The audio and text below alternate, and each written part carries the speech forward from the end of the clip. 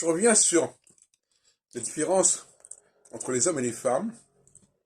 Certains disent, oui, c'est pas important, il n'y a pas vraiment de différence, on ne peut pas le capter. Moi, je dis qu'on peut tout à fait reconnaître un comportement masculin, un comportement féminin. Y compris d'ailleurs chez des individus qui sont invertis, et qui ont un mode de fonctionnement qui est féminin. Mais ce qui m'intéresse ici, c'est de donner au public des repères et des critères pour déterminer ce que c'est qu'être masculin et féminin, par-delà même l'apparence anatomique. C'est en rapport avec les topiques freudiennes, j'en ai déjà parlé à plusieurs reprises. Et dans le cadre du couple et de la famille, il y a un contrôle qui se fait de certain nombre de débordements. Un homme seul va avoir des excès dans le domaine du contrôle de tout ce qui concerne l'olfactif et le gustatif. C'est-à-dire, par exemple, il va trop fumer, il va trop boire, il va pas se laver, il va pas nettoyer ses vêtements, enfin bref. Tout ça, ce sont des débordements qui, généralement, sont jugulés par la présence féminine. Et inversement, dans le couple, une femme qui est à son aise dans le couple, elle va contrôler ses excès de langage et aussi ses excès vestimentaires, ou plus exactement, son manque vestimentaire, si on peut dire. C'est-à-dire qu'elle sera trop décolletée, trop ceci, cela. Et dans le cas de familial, c'est un peu la même chose. La présence du père et de la mère permet aux enfants masculins de contrôler leur ça, et aux enfants féminins aussi, qui sont inversés.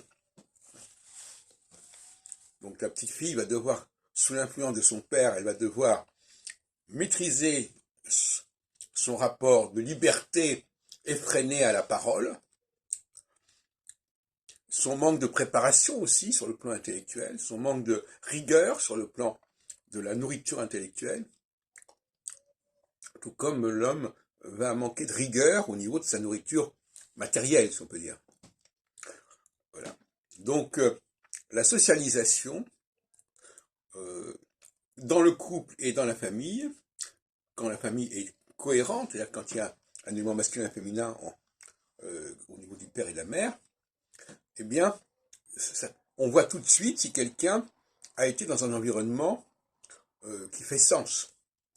S'il y a une carence du père, ça se voit tout de suite chez la fille. S'il y a une carence de la mère, ça se voit tout de suite chez le garçon. C'est-à-dire que la mère n'aura pas surveillé suffisamment ses enfants masculins, et le père n'aura pas contrôlé suffisamment ses enfants féminins. Donc il y a une répartition des rôles. Bon, pour conclure, on aura bien compris qu'on arrête de dire que ce sont des abstractions, que c'est une question de genre. Non, ce sont des programmations qui sont là dès la naissance et qui font que la notion de liberté, de ce qu'on peut se permettre de faire, ce qu'on peut se permettre de dire ou de ne pas faire d'ailleurs, ou de ne pas dire, ce sont des notions qui sont typiques, qui caractérisent de manière très marquante le masculin et le féminin.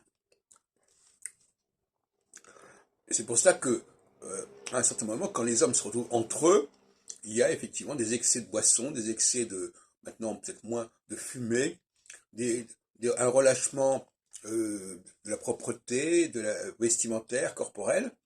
Et quand les femmes se retrouvent entre elles, il y a un relâchement dans les indiscrétions, dans les propos un peu vaseux qu'on peut tenir. Voilà, et ce qui me paraît intéressant, donc on est dans la psychosociologie.